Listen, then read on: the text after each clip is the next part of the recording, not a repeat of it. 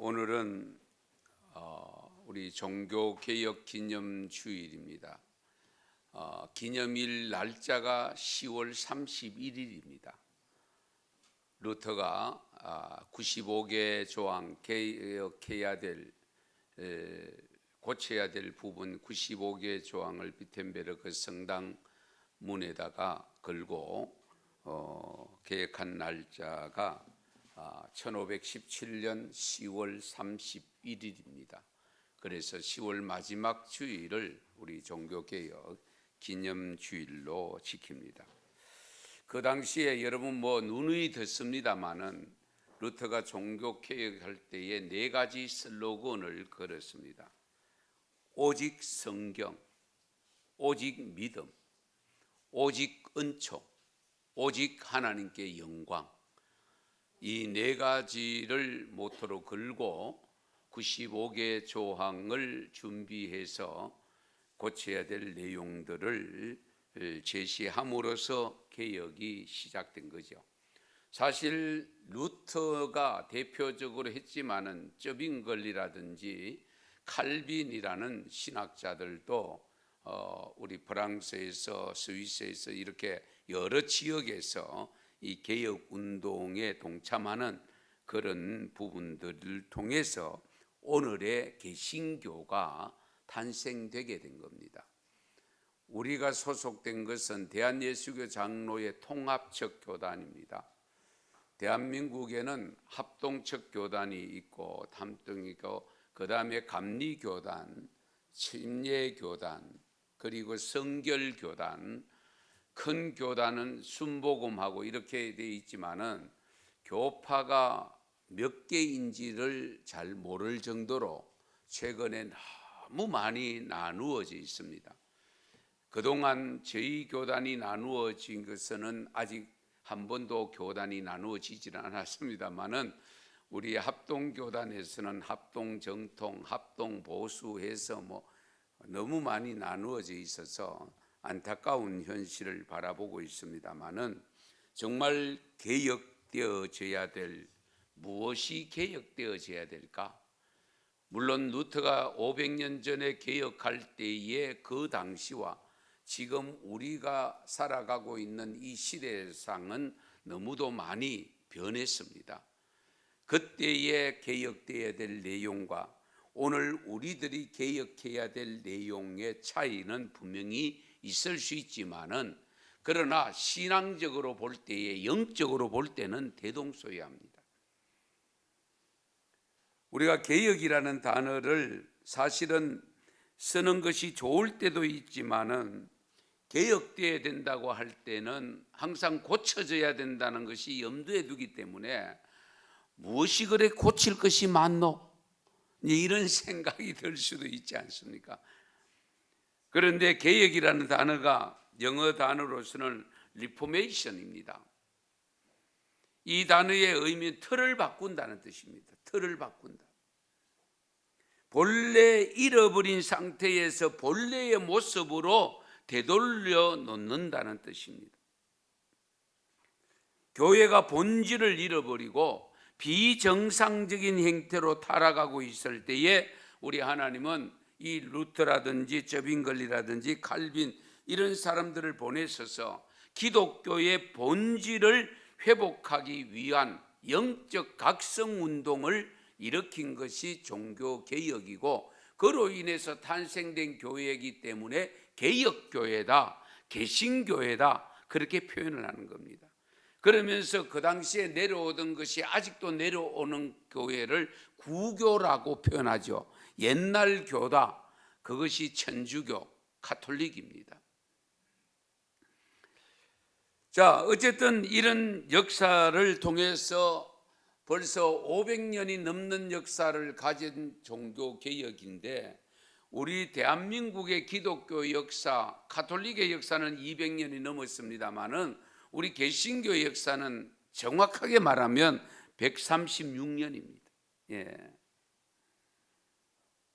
1884년, 85년 언더우드 아펜셀러가 들어왔던 것 이것을 생각하면은 136년밖에 되지 않습니다. 그러나 세계인들이 놀랄 정도로 세계에서 가장 큰 교회가 대한민국에 있고 장로교회 중에서 가장 큰 교회가 우리나라에 있습니다. 이 짧은 기간 내에 정말 한국교회가 비약적인 부흥과 성장을 가져왔다고 합니다마는, 그러나 우리 기독교인 전체가 2015년도 조사된 바에 의하면 930만 정도 됩니다. 900만이 좀 넘습니다. 이것은 우리 전체 인구에 비하면 20%가 좀 안 되는 수치입니다. 그러나 짧은 기간에 이렇게 부흥된 나라가 없다는 겁니다. 이런 가운데서 작금의 우리 한국 교회의 현실은 유럽이나 미국 등 수백 년이 지난 나라들의 교회가 겪고 있는 모습들이 나타나고 있다는 사실입니다. 이것은 분명히 조로 현상이라고 표현합니다. 아시죠? 조로 현상. 아직 넓지 않아야 되는데 빨리 넓는 현상을 조로 현상이라고. 우리 한국 교회가 이제 전체 세계적인 기독교에 비하면은 정말 역사가 얼마 되지 않는, 연령이 얼마 되지 않는 나이인데도 불구하고 이미 500년, 300년, 400년 된 이 미국만 하더라도 200년이 넘었잖아요. 훨씬. 그런 나라들이 겪고 있는 내용들을 이미 우리가 겪고 있다는 사실입니다. 우리가 이미 경험을 한 외국인들이 한국 교회를 향하여 하는 말을 우리가 귀담아 들어야 될 필요가 있는데요. 영국의 강예 설교가인 데니스 레인이라는 목사님이 한국 교회를 향하여 일침을 가했습니다. 한번 들어보세요. 한국 교회의 부흥과 성장을 자랑만 하지 마십시오.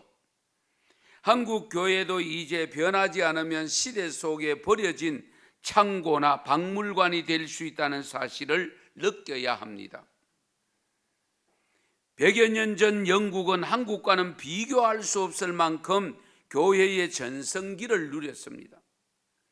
그러나 화려하고 자랑스러운 영국 교회는 지금 텅텅 비어 있고 박물관처럼 전설이 되어 가고 있습니다. 앞으로 50년, 100년 후에도 한국 교회가 지금의 영국 교회와 같이 되지 않는다는 어떤 보장도 없습니다.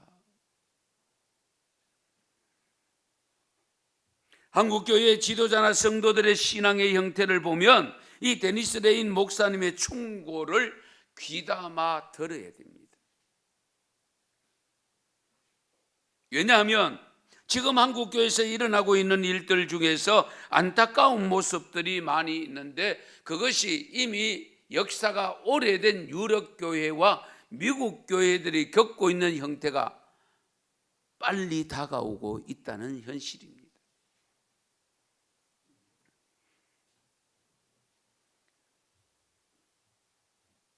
중세 시대의 기독교는 성경에 대한 무지와 성경을 경시하는 경향이 있었다고 하면, 우리 한국 교회의 문제는 성경을 강조하는 데 있다라고 할 수도 있습니다.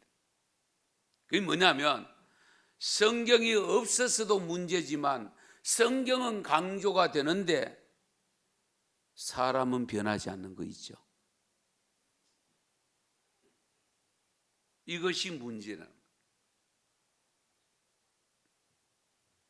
사실 우리 한국 교회만큼 성경 공부 많이 하는 나라 잘 없습니다. 한국 교회 교인들만큼 성경 열심히 읽는 나라도 거의 없다 그래요. 그리고 심지어는 우리는 지금 필사까지 하잖아요.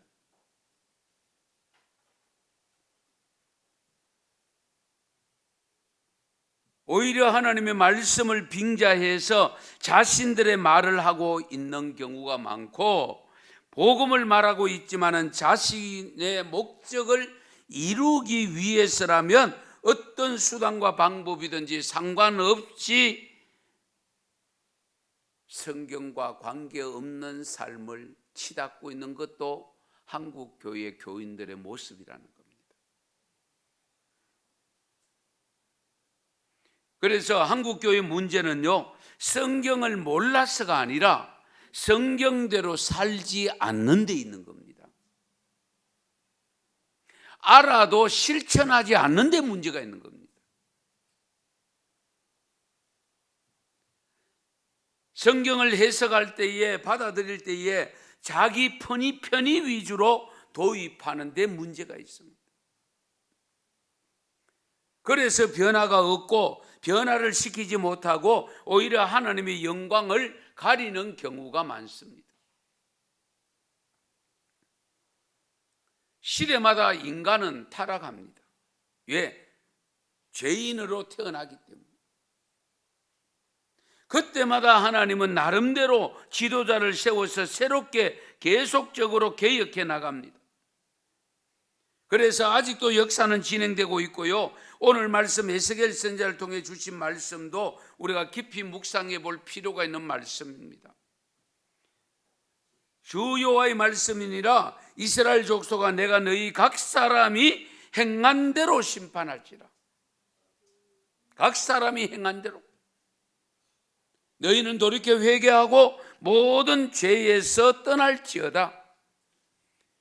그리한즉 그것이 너희에게 죄악의 걸림돌이 되지 아니하리라. 너희는 너희가 범한 모든 죄악을 버리고 마음과 영을 새롭게 할지니라. 마음과 영을 새롭게 해야 된다. 이스라엘 족속아, 너희가 어찌하여 죽고자 하느냐? 이 말씀은 어찌하여 멸망의 길로 가느냐? 어찌하여 죄만 짓고 있느냐? 왜 회개하지 않느냐? 그 뜻입니다.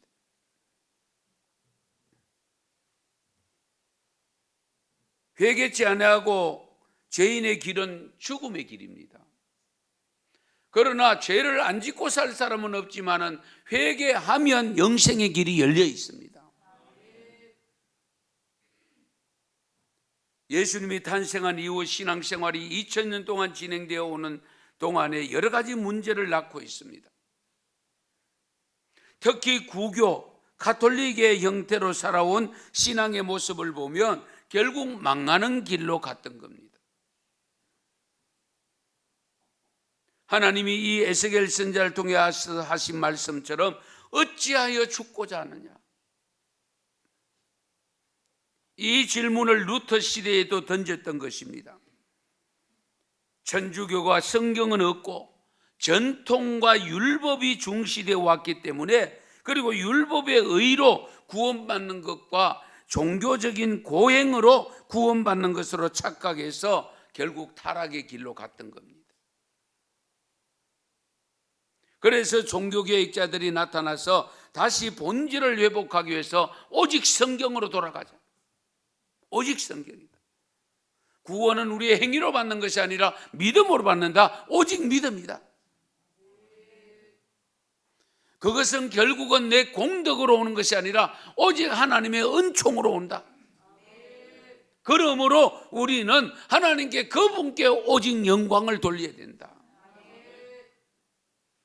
그런데 중세시대에 여러분 잘 아시는 대로 가톨릭이 타락할 때의 교황권이 대단합니다. 지금도 대단합니다. 그 교황권을 넣어놓지 않으면 안 되었던 거죠. 개혁되어야 할 신앙, 변화되어야 될 신앙은 어떤 것인가? 오늘 우리들에게 이제 범위를 좁혀서 살펴봐야 되지 않겠습니까? 우리 한국 교회가 개혁되어야 되고 우리 신앙이 개혁되어야 될 것이 뭐냐? 교회가 개혁되어야 된다는 것은 교회 속에는 교인들입니다. 결국 우리가 개혁되어야 될 것이 무엇이냐? 첫째가 기복주의와 지나친 신비주의입니다. 한국교회의 기복주의는 단순한 축복신앙 이상을 넘어서 심각한 수준입니다. 그러다 보니까 가정재단 쌓고 있는 분들이 꽤 있습니다. 은사 받고 은혜 받았다 하면 가정재단, 그래서 복채를 갖고 오기를 기다리는 분들이 있습니다. 복채가 올라오면 기도해 주고 안 올라오면 기도 안 해주고, 안수기도 마찬가지입니다. 저도 안수기도는 합니다마는 전국적으로 이 가정재단, 이런 재단들이 3,000개가 넘는다고 합니다. 이대로 방치하면 사마니즘적 기독교로 변질될 가능성이 농후합니다. 여기에는 신비주의가 한몫을 하고 있습니다. 물론 하나님에게 신비로운 현상이 없는 것은 아닙니다. 신비로운 현상이 있습니다. 그러나 그 신비로운 현상을 나의 이름을 드러내기 위해서 사용하거나 내 삶의 방편으로 활용하는 것은 바람직하지 않습니다. 오로지 하나님의 복음을 전가하는 도구로 쓰임받아야 되지, 그것이 내 개인의 영달을 위해서 쓰일 때에는 타락의 길로 갈 수밖에 없는 거예요. 여러분의 담임 목사가 그런 모습이 보이면 적극적으로 지적해 주셔야 됩니다. 이 신비주의와 기복주의가 합하면 무당 종교가 됩니다. 아시겠어요? 기복주의와 신비주의가 결합이 되어지면 무당 종교가 됩니다. 그런데 이상하게도 일반 성도들의 경우에 가끔 보면 안수를 하면 병이 척척 치유되어지고 쉬쉬 소리 내면서 방언도 하고 능력 있는 종, 불의 종이라고 칭하면서 추종해 가는 것을 보게 됩니다.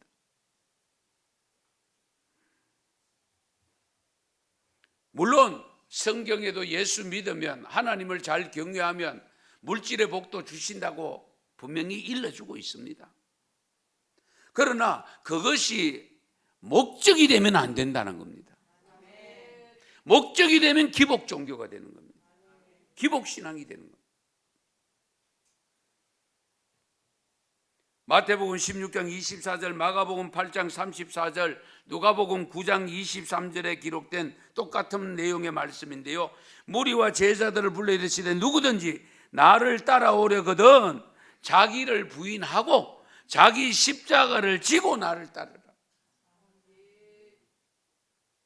우리가 예수 믿는 것, 제가 종종 말씀드리지만은 인생 편하려고 믿으면 곤란합니다. 뭐 출세하려고 믿으면 곤란합니다. 우리가 근본적으로 믿는 이유가 뭡니까? 목적이 뭡니까? 영생 얻는 겁니다. 천국 가는 겁니다. 이 땅 위에서 잘 먹고 잘 살기 위한 게 아닙니다, 여러분. 그럼에도 불구하고 자꾸만 우리가 세상 속에 살다 보니까 세상 사람들이 추구하는 방향으로 우리의 신앙이 변질되어 간다는 거예요. 그런데 우리 예수님께서는 야, 십자가를 벗어 던지고 오너라, 십자가를 지고 오너라, 내가 대신 져줄게. 이렇게 하면 네가 나를 따라오려거든 각자 자기의 십자가를 지고 쫓으라고 했습니다. 십자가의 상징이 뭡니까? 고난이잖아요. 고난의 상징이 십자가잖아요. 예수 믿어도 고난 받을 각오하셔야 됩니다. 핍박받는 거 당연합니다. 외면당하는 거 당연합니다. 우리가 이 점을 놓쳐버리면 안 됩니다. 그래서 루터가 종교개혁 95개 조항 때에 93조에 보면 이렇게 적고 있습니다. 그리스도인들에게 십자가라 십자가라 하고 십자가가 없는 것을 말하는 선지자는 화를 받을지어다. 십자가라 십자가라 하고서 십자가가 없는 것은 화를 당한다. 그리고 94조 항에서는 그리스도인들은 저희의 머리 되시는 그리스도만을 고통과 죽음과 지옥을 통과해서라도 따를 것이라고 주장하고 있습니다. 저희의 머리 되시는 그리스도만을 고통과 죽음과 지옥을 통과해서라도 따라가겠다고 하는 그 신앙을 가져야 된다. 그래서 마지막 95조항에 어떤 내용이 있느냐? 그러므로 결론이죠. 많은 고난을 겪고 천국에 들어갈 생각을 하며 안전하게 갈 생각을 말하라. 편안하게 갈 생각하지 말아라. 고난을 생각하지 않는 천국 길은 없다, 그 말씀입니다. 그래서 우리가 걸어가는 길은 넓은 길이 아니라 좁은 길입니다. 골고다 언덕길입니다. 평길이 아닙니다. 그러므로 우리 한국 교회의 성도들은 우선적으로 기복신앙에서 벗어나야 됩니다. 그 다음에 우리가 개혁돼야 될 신앙이 뭐냐? 물량주의와 성공주의입니다.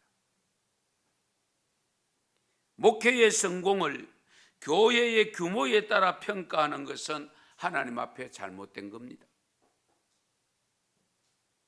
우리 예수님이 뭐라고 했습니까? 두세 사람이 내 이름으로 모인 곳에 내가 그들에게 함께 하시겠다고 말씀하고 있습니다. 많이 모여야 내가 간다, 내가 어떤 사람인데, 그렇게 말씀했더라면 큰일 날 뻔했죠. 두세 사람이 모여도 내가 그들 중에 함께 갔다고 했어요. 많고 적음의 문제가 아니라 질의 문제입니다. 이 점을 우리가 항상 염두에 두셔야 됩니다. 우리의 세속적인 기준에서 교회가 그러면 성공한 목사님이라고, 저도 그 이야기를 가끔씩 들어봤거든요. 아유, 목사님 성공했네요. 그래서 반문하는 게 있으면 뭐가 성공인데요? 무엇이 성공이냐?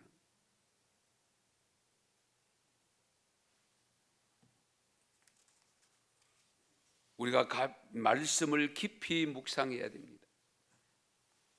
우리 성도들도 마찬가지입니다. 재물이 많으면 하나님의 복을 받았고 가난하면 하나님의 복을 받지 못했다고 판단한다면 대단히 오해입니다. 성경에 유명한 믿음의 본이 되는 분들, 물질적으로 잘 사는 사람 누가 있어요?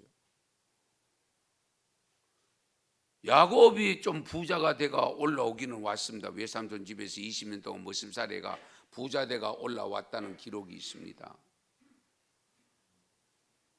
그러나 하나님이 들어섰었던 인물들의 면면을 보면 물질과는 상관없는 사람들.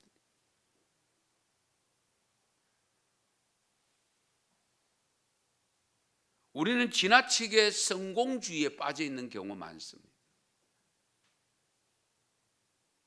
그런데 가만히 보면 제가 꼭 묻습니다. 성공 기준이 뭔데요? 얼마가 있으면 성공했고, 어떤 위치에 이르면 성공했고, 그 기준이 어디 있느냐는 겁니다. 전부 자기 생각입니다. 그렇잖아요? 돈은 얼마 이상이 돼야 성공이고 얼마 이하는 성공이 아니고 그 기준이 없잖아요. 우리의 삶의 자리가 어떤 직업을 가지면 성공이고 어떤 직업은 성공이 아니고 아니잖아요. 직업은 뭐가 없다? 귀천이 없다. 말은 그렇게 하면서도 귀천을 따지고 있잖아요.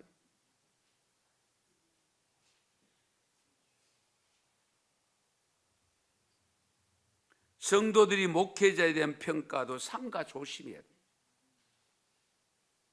시골 교회 사명감 가지고 연약한 미자리 교회에 심호하는 목사님들 오히려 칭찬해주고 격려해줘야 되죠. 예.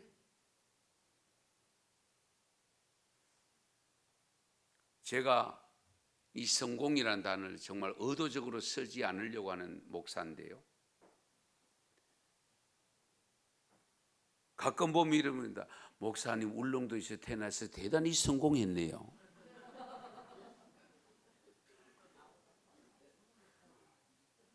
섬 사람이 육지에 나오면 그건 출도한 거죠.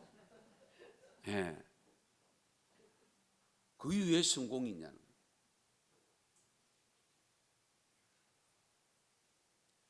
우리 성경에 성공이라는 단어를 쓴 성경 구절을 읽어보셨습니까? 제가 두 절을 찾았습니다. 잘 들어보세요. 욥기서 5장 12절에 보면 하나님은 교활한 자의 계교를 꺾으사 그들의 손이 성공하지 못하게 하시며, 여기 성공의 단어를 쓰고 있고, 그리고 전도서 10장 10절에 보면 천년장이 무디어졌는데도 나를 갈지 아니하면 힘이 더 드느니라 오직 지혜는 성공하기에 유익하니라. 딱 두 절 우리 단어로 성공의 단어를 쓰고 있는데, 제가 한번 우리 학생들, 청년들, 우리 영어로 성공이라는 단어가 뭐죠? 우리 학생들 대답해 봐요. 우리 청년 회장님, 성공이라는 단어가 뭐죠? 석세스죠. 석세스풀인데 이 성경 구절 둘 다 성공이라는 단어에 석세스풀을 쓰지 않습니다. 그래서 우리 개정의 성경의 번역보다는 공동 번역이 잘 돼 있더라고요. 공동 번역은 우리 욥기서 5장 12절의 성공이라는 단어가 어떻게 표현되냐면은 철연장이 무디어졌는 그게 앞에 욥기서 5장 12절에 교활한 계교를 꺾으사 그들의 손이 성공하지 못하게 했다. 여기서는 이루지 못하게 하신다라고 번역을 하고 있습니다. 공동 번역. 물론 단어를 축약해서 쓰면 이루었다고 할 때 성공했다는 단어를 쓸 수 있는데 어쨌든 이루지 못하게 하신다, 그렇게 표현하고 있고, 그 다음에 전도서 10장 10절에는 지혜롭게 일해야 성과가 오른다라고 표현을 하고 있습니다. 성과가 오른다.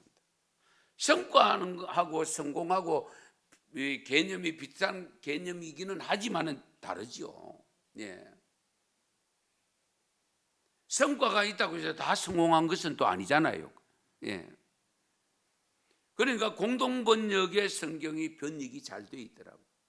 영어 성경에는 successful 단어를 전혀 쓰지 않고 있습니다.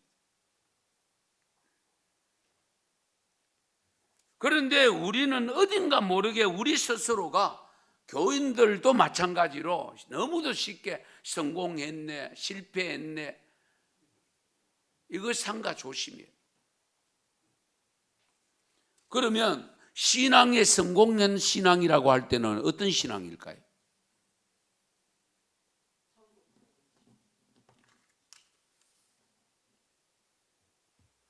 그러니까 성공이라는 단어를 쓰면 안 되고, 제가 늘 강조하지만 신앙에는 우리는 영적 전쟁에서 승리해야 됩니다. 승리의 단어를 써야 됩니다. 성공 개념이 아닙니다. 그렇잖아요. 우린 승리의 깃발을 올리자. 승리하면은 한 사람만 승리하는 게 아니죠. 온 공동체가 승리하는 거잖아요.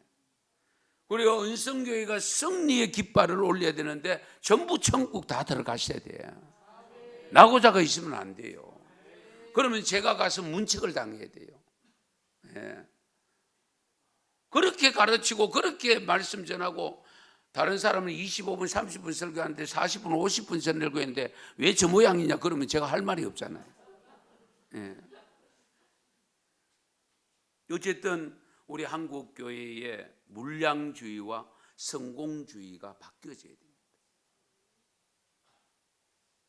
그리고 세 번째는 권위주의에서 벗어나야 됩니다. 현대 시대를 탈권위주의 시대라고 합니다. 가톨릭이 문제가 있었던 건 교황의 권위주의 때문에, 사제들의 권위주의 때문에 문제가 생겼어요.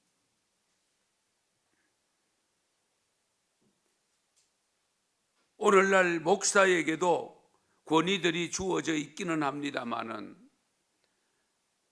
여러분들이 스스로 권위를 높여주는 거하고 내가 스스로 권위를 찾는 거하고는 천양지 차이가 있습니다.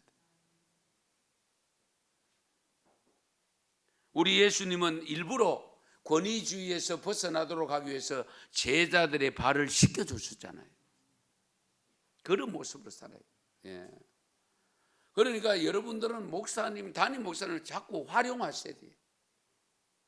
이용하신다면 단어가 좀 이상하긴 한데 이용하셔야 돼요. 필요하면 자꾸 불러야 돼요. 신방 와주세요. 그런데 요즘 편안하라고 신방 와달라고 하는 데가 잘 없어요. 예. 그래서 제가 얼마나 편한지 몰라요. 어쨌든 권위주의에서 벗어나야 돼요. 특히 우리 교회는 아직 협동장로 은퇴하신 장로님입니다만 정장로님께서는 아직 시무 장로님이 없는데요. 장로가 문제가 생긴 이유가 뭡니까? 권위주의 때문이잖아요. 예. 감히 집사가 까불어? 권사는 장로 다음, 안수 집사는 다음이야. 서열을 정해놓는 게 권위주의잖아요. 그 서열이 없어요. 하나님 그 서열 없어요. 우리의 교회 안에의 직분은 기능직입니다. 아시겠어요? 전부 기능직입니다. 하나님 나라 교회를 위해서 기능적으로 내가 그 직분에 맞게 사명을 감당하는 것이 바람직한 모습입니다. 예. 그런데 우리는 자꾸 그것을 하나의 권위로 세워서 하다 보니까 문제가 되는 거죠. 가정에서도 요즘 가장들이 가장 애헴하고 있으면 그 가장 밥 못 얻어먹잖아요. 이건 그런 시대입니다. 예. 그러니까 우리 교회는 우리가 전부 주님 몸에 붙어있는 지체들이고 어느 것이 우열이 없잖아요. 그래서 같이 함께 사랑하며 함께 서로 도우며 협력하며 가야 될 공동체입니다. 이것을 회복하지 않으면 세상 사람들이 하도 쫓겨가지고 무시당하고 업신여김 받고, 그래서 교회에 왔더니 교회까지 와서 업신여김을 당하고 무시당하고, 그러면 교회에 다니고 싶으면 생각이 들겠냐고. 그런 교회 왜 다니겠어요? 그렇잖아요. 천국에 가서도 서열을 두면 그 천국 저는 안 갈래요. 거기가 또 종노릇하고 심부름하고 이러면 곤란하잖아요. 그런데 우리 하나님께서 뭐라고 합니까? 우리를 만인의 제사장 삼는다 했잖아요. 너희가 거룩한 나라의 제사장 나라가 될 것이라고 했잖아요. 예. 우리가 그런 천국이라야 가지, 그렇잖아요. 그 밑에 가서 또 청소하고 이러면 곤란하잖아요. 예. 어쨌든 권위주의에서 벗어나요. 그 다음 마지막 세상과 타협하는 타협주의에서 벗어나요. 누가 지혜로운 성도냐? 적당하게 타협을 잘하는 성도는 지혜롭다고 하는데 이건 문제가 심각한 겁니다. 고집스럽게 하나님이 원하시고 기뻐하실 일이라는 것을 생각하면서 그 길로 묵묵히 걸어가면 지혜롭지 못하다고 표현합니다. 이 점을 우리가 삼가 조심해야 됩니다. 여러분의 담임 목사님도 여러분 목회자를 바라볼 때도 세상의 시대에 맞게 적당하게 타협해 가는 그런 모습을 보면 우리 목사님 최고다, 이런 생각이 조금이라도 들면 내 신앙이 지금 문제가 되고 있구나, 그렇게 생각해도 과언이 아닙니다. 왜? 세상과 타협하지 말라고 오늘 로마서 12장에 말씀하고 있잖아요. 너희가 이 세대를 본받지 말라. 마음을 새롭게 하여 변화가 되어져서 하나님이 기뻐하시고 온전하게 여기시는 뜻이 무엇인지, 하나님이 선하게 여기시는 무엇인지 분별하도록 해라. 이거 우리가 깊이 헤아리셔야 됩니다.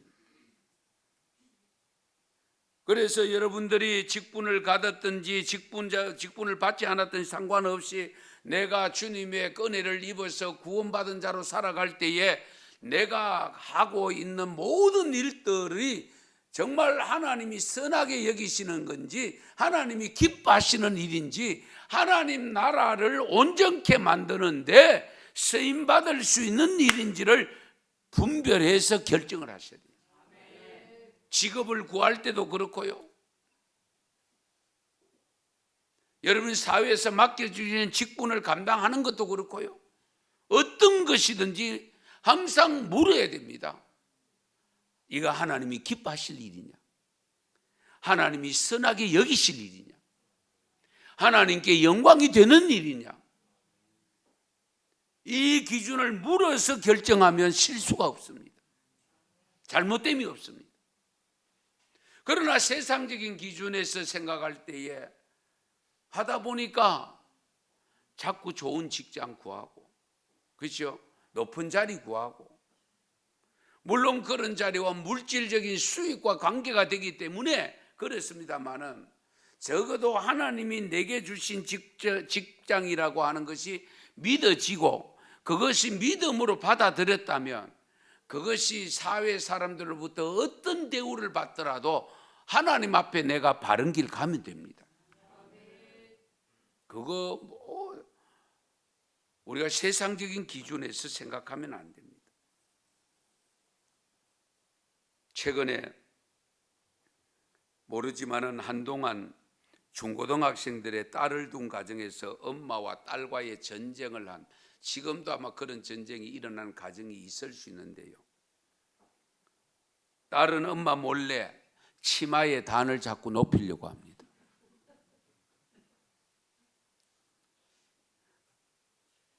그러면 딸은 친구의 이름을 죽댑니다. 엄마 야단을 들면 아무개 엄마는 괜찮고 아무개 엄마는 괜찮은데 왜 하필이면 엄마만 내게 그렇게 못하도록 하느냐고. 예배 시간의 경우도 마찬가지입니다.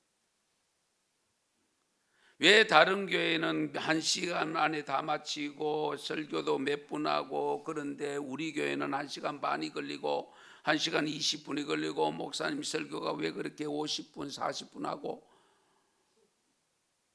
하나님께 물어보셔야 돼요. 예.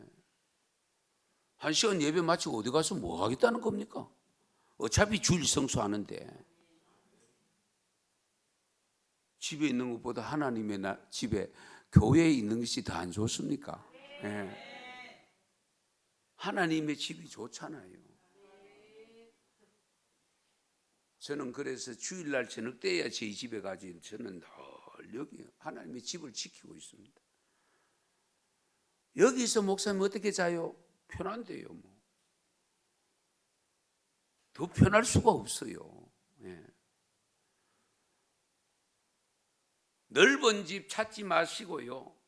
좋은 집 찾지 마시고요. 하나님 모신 집이 그 어디나 뭡니까? 하늘나라라고 우리가 고백하면서 살고 있잖아요. 예. 그래서 지나치게 시대에 세대에 맞추어서 살려고 하는 이것을 우리 스스로가 깨트려야 됩니다. 그거 안 깨뜨리면 정말 어렵습니다. 이런 여러 가지 유형의 개혁을 해야 되지만 개인의 신앙 개혁 대상도 사실 많이 있습니다. 그러나 그것은 개인적으로 여러분 스스로 생각해 보셔야 됩니다. 다 나열할 수는 없습니다. 다만 하나님께서 우리에게 요구하시는 것이 뭐냐? 오늘 구약의 본문과 신약의 본문에서 마음을 고쳐라.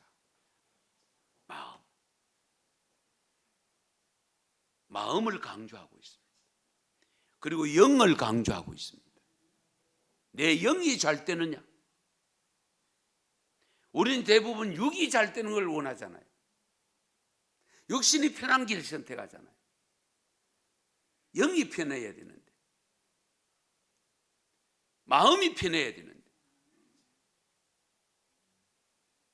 그래서 이 세대를 본받지 말라고 하는 말씀은 앞에서 우리 개혁 대상의 4가지를 크게 말씀드렸습니다만은, 그러면서도 또 한 가지 우리가 쾌락주의를 본받지 말아야 됩니다. 쾌락주의. 인생의 즐거움을 쫓아가다 보면, 향락을 쫓아가다 보면 죄를 지을 수밖에 없습니다. 이미 15년쯤 됐습니다마는 예수 전도단 총재인 로렌 커닝햄이라고 하는 목사님이 오정연 목사님, 서울의 사랑의 교회 오정연 목사님에게 메일을 보냈는데 한국 교회 지도자들에 대한 지적을 두 가지를 했습니다. 한국 교회 지도자들, 한 목사잖아요. 돈을 너무 사랑한다. 회개해라. 둘째, 음란하다. 회개해라. 이것은 물량주의와 성공주의와 일맥상통합니다.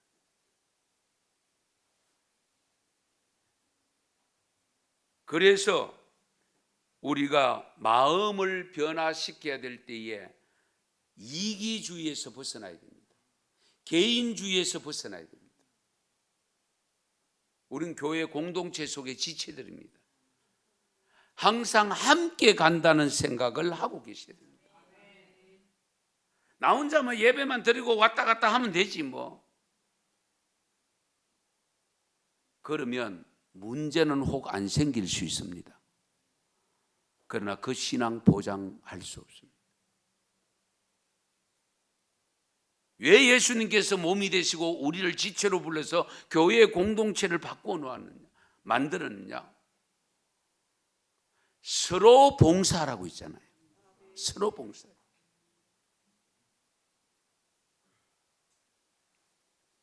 우리가 오늘날 사회 속에도 있지만은 우리 한국 교회 안에도 개인주의와 이기주의가 작용하는 것을 종종 느낄 수가 있습니다.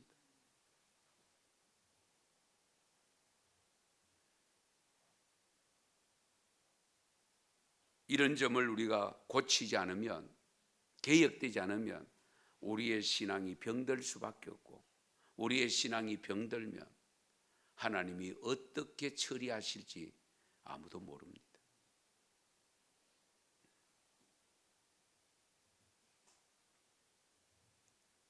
이 부분에 대해서는 따로 한 시간을 더 드려야 됩니다만,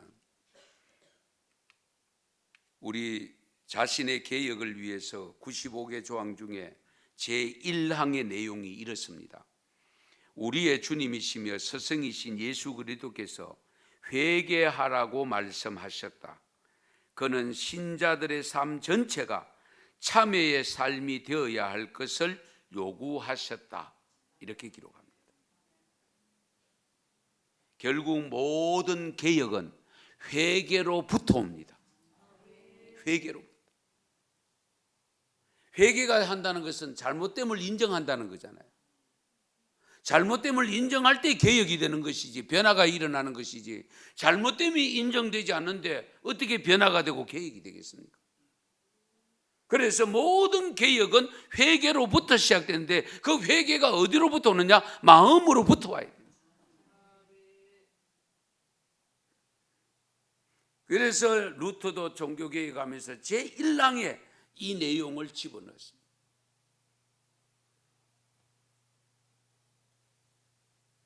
그리고 95개 조항 중에 제3항에 이런 내용이 있습니다.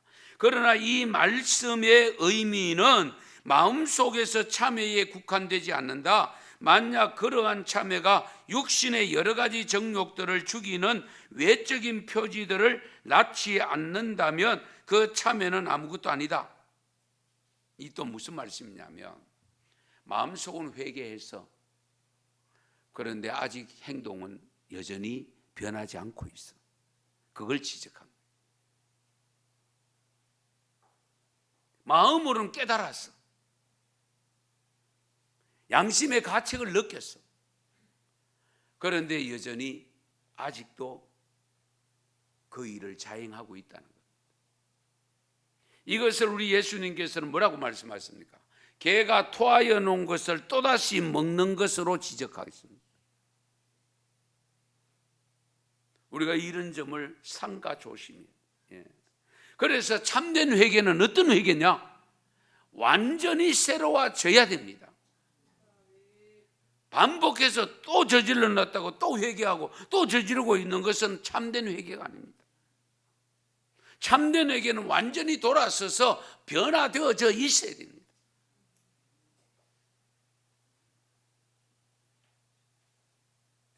이런 의미에서 보면 정말 우리 루터 선생이 정확하게 당시의 신앙의 형태를 읽었다는 겁니다.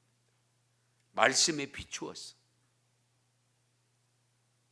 우리 신앙의 자세, 믿음의 성장, 올바른 신앙의 삶은 모두가 마음으로부터 비롯됩니다. 노아 홍수 시대에 왜 홍수 심판했습니까? 사람들의 마음이 항상 악할 뿐임을 보시고, 사람들의 마음이 항상 악할 뿐임을 보시고, 예레미야 17장 9절에도 보면 만물보다 거짓되고 심히 부패한 것은 마음이다. 이 부패한 마음을 돌려서 하나님의 형상으로 회복하는 것이 진정한 개혁신앙입니다.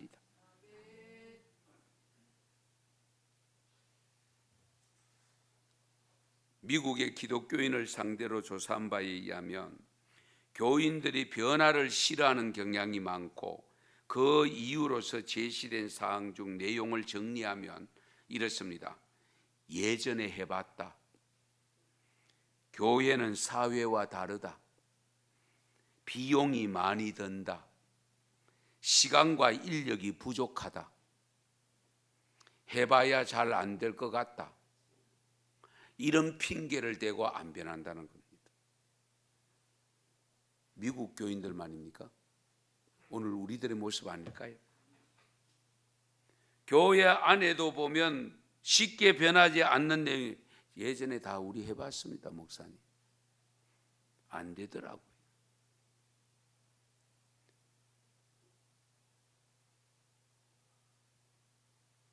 그러면서 또 핑계가 뭐냐? 교회는 사회와 다르잖아요. 다르다는 걸 인정하면서도 다른 모습을 제대로 나타내지 않는 겁니다. 옛날 그 모습 그대로 가는 거예요.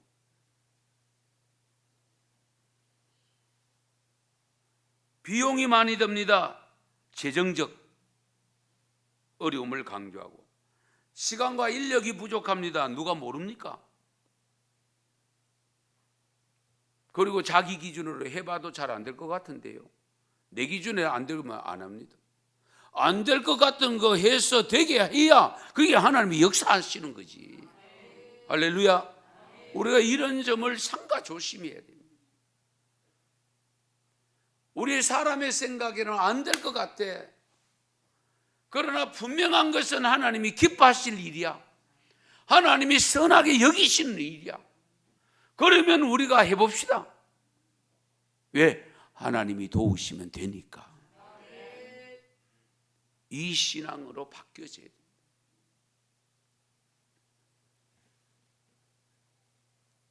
이렇게 마음이 변화되면 자연스럽게 따라야 될 것이 있는데요. 하나님이 선하게 여기시고 기뻐하시고 온전한 뜻이 무엇인지 분별하는 능력을 길러야 됩니다. 예. 그러려고 하면 말씀을 제대로 알아야 됩니다. 무엇을 하나님이 기뻐하시고 무엇을 선하게 여기시는지, 어떤 것이 교회 전체 공동체 유익을 가져오고 하나님께 영광이 될 일인지, 주님의 이름이 드러날 일인지를 분별할 수 있는 지혜가 있어야 되잖아요. 그러기 위해서 말씀을 바로 알아야 됩니다. 그러기 위해서 하나님이 가장 원하시는 것이 뭐냐? 하나님 곁에 가까이 있기를 원하십니다. 여러분 왜 결혼했어요? 너무 질문 같지 않습니까? 잘 들으세요. 사랑하기 때문에 결혼했잖아요. 옛날 어른들, 우리 할아버지 때는 사랑도 없이 얼굴도 못 보고 결혼식장에서 보는 경우도 있었다더라고요. 그래도 사랑을 나누면서 잘 살았는데, 요즘은 철떡까지 사랑한다고 하면서 결혼해놓고는, 서약까지 다 해놓고는 등 돌려버리는 경우가 너무 많잖아요. 그러면 그 사랑 제대로 된 사랑이 아니다 그 말이잖아요. 사랑하면 가까이 있어야 됩니다. 아시겠어요? 함께 있어야 되잖아요. 우리가 하나님을 사랑한다, 하나님이 우리를 사랑한다, 그 증거가 뭡니까? 하나님이 우리를 사랑하는 증거가 뭐죠? 예수님이잖아요. 육신의 몸을 입고 우리 곁에 다가오셨잖아요. 그게 사랑의 정표입니다. 그럼 우리가 하나님을 사랑한다고 할 때에 어떤 것으로 표현할 것이냐? 잘 들으세요. 내가 예배의 자리에 나와 있어야 되지.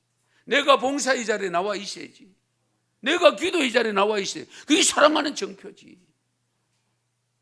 그렇지 않습니까? 깊이 헤아리셔야 돼요. 사랑하는 사람을 위해서는 아까운 것이 없어. 제가 늘 강조합니다. 그렇잖아요. 엄마 아버지한테는요 1,000원 쓰는 게 아까울 수 있어. 사랑하는 애인한테 쓰는 건 몇만 원 써도 안 아까워. 그건 무엇을 의미합니까? 엄마 아빠보다도 애인을 더 사랑한다는 거잖아요. 부모님에게 사랑하는 데 쓰는 돈하고 자녀에게 사랑하면서 쓰는 돈하고 액수가 다르잖아요. 그런데 요즘은 애완견을 사랑하고 애견을 사랑하고 뭐 고양이를 사랑하고 뭘 쥐를 사랑하고. 제가 최근에 물어봤습니다. 그 한 마리 키우는데 비용이 얼마 드냐? 애 하나 키우는 것보다 더 든다 하대요. 잘 생각하셔야 돼요. 예. 저는 그분들에게 꼭 묻고 싶은 게 있어요. 아버지 엄마한테는 얼마나 쓰고 있는지. 그렇잖아요. 부모한테는 얼마나 쓰고 있는지 깊이 헤아리셔야 돼요. 그러므로 우리가 개혁해야 될 내용은 다른 거 없습니다. 하나님을 뜨겁게 사랑하고 있는가 하는 것이 확인되어지는 삶이 되어져야 됩니다. 하나 예화하고 마칠게요. 우리 테레사 하면 인도에서 노벨상 수상자의 마더 테레사를 많이 생각하는데 1500년대에 살았던 분 가운데 테레사 이름을 가졌던 분인데요. 아빌라 테레사인데요. 1515년에서 1582년까지 살았던 분입니다. 말틴 루터의 종교개혁 직후 스페인에서 수도원 개혁에 헌신했던 여성 지도자였는데 그녀가 가톨릭 교회 안에 머물면서 특히 수도원 개혁만이 세상의 희망이라고 믿어서 개혁 사역에 헌신했던 여성이라고 합니다. 본래 스페인 귀족 집안 출신이었는데 모든 것을 버리고 아빌라라는 곳에 있는 카르멜 수도원에 들어가서 평생을 수도에 정진한 수도사였습니다. 많은 핍박과 어려움을 경험하고 교회 지도자들에게조차 많은 오해를 받기도 했지만은 결코 미소를 잃지 아니하고 어떤 경우에라도 3가지 일, 기도하는 일, 시를 쓰는 일, 찬송하는 일을 쉬지 않았다고 합니다.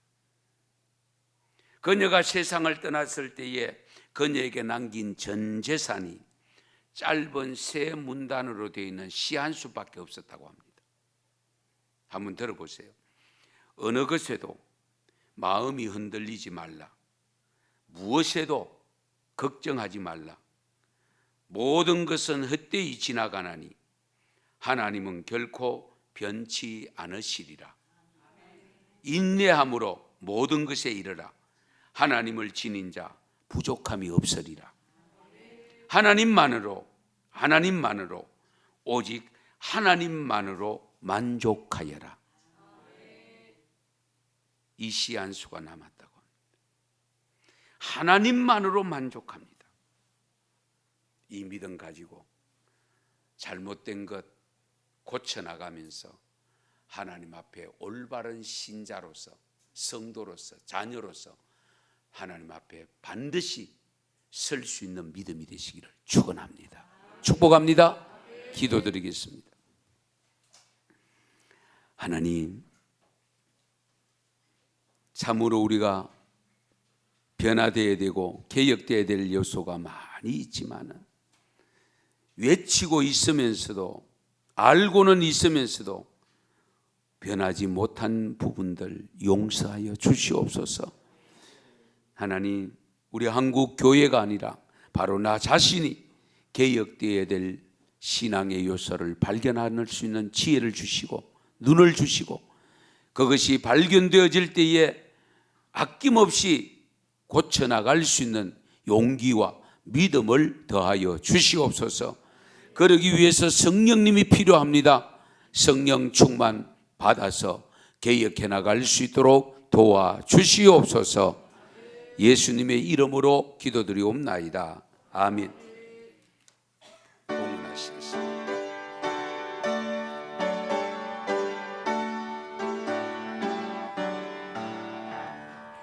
내게 있는 모든 것을 아낌없이 드리네.